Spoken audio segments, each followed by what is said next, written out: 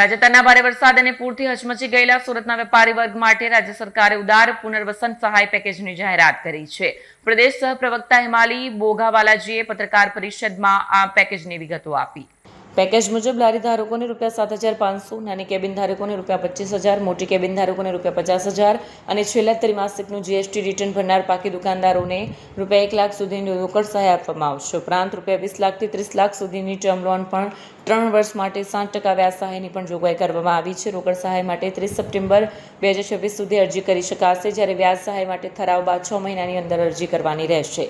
રાજકીય દ્રષ્ટિએ જોવામાં આવે તો આ પેકેજ માત્ર આર્થિક સહાય પૂરતું મર્યાદિત નથી, પરંતુ સુરત જેવા રાજ્યના સૌથી મહત્વપૂર્ણ વેપારી કેન્દ્રમાં વેપારીઓનો વિશ્વાસ જાળવવાનો પ્રયાસ છે। આ પ્રસંગે ભાજપના મહામંત્રીઓ દુર્ગા પ્રસાદ પાંડે, કરશન ગોંડલિયા, વિરલ ગિલીટીવાલા, સુરત મહાનગરપાલિકા ડેપ્યુટી મેયર સુધાકર ચૌધરી, શાસક પક્ષ નેતા અલ્પા મહેતા તથા દંડક ઉર્મિલા ત્રિપાઠી ઉપસ્થિત રહ્યા હતા। કેમેરામેન હકીમ શેખ સાથે વસીમ હાસમીનો રિપોર્ટ, આઝાદ ન્યૂઝ, સુરત। સુરત મહાનગરની અંદર જે અતિ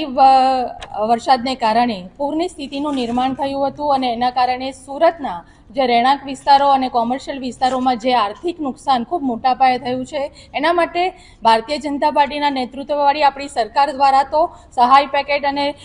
રાહત પેકેજો આપવામાં આવ્યા છે, પરંતુ એની સાથે સાથે આ પેકેજોને માટે જે જરૂરી પુરાવાઓ માટેની જે કંઈ પણ માહિતી ઉપલબ્ધ કરવા માટે સુરત મહાનગરના કમલમ કાર્યાલય ખાતેથી સુરત શહેરના આદરણીય અધ્યક્ષ શ્રી પરેશભાઈ પટેલ, મહામંત્રી શ્રી કરશનભાઈ, મહામંત્રી શ્રી દુર્ગાપ્રસાદજી, મહામંત્રી શ્રી વિરલભાઈ અને એમની ટીમ દ્વારા આ એક સહાયના સારથી તરીકે એક ઓફિસમાં કમલમ કાર્યાલય ઉપર એક આ કેમ્પેનિંગ ચાલુ કર્યું છે કે જે પણ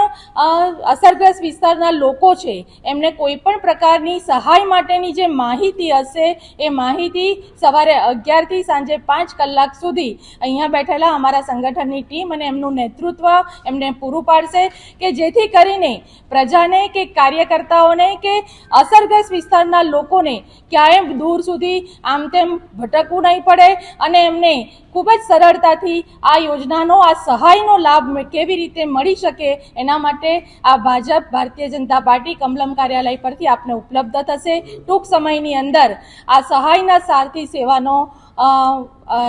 સેવાની શરૂઆત પણ આપણા કાર્યાલય પરથી શરૂ કરવામાં આવશે। ધન્યવાદ।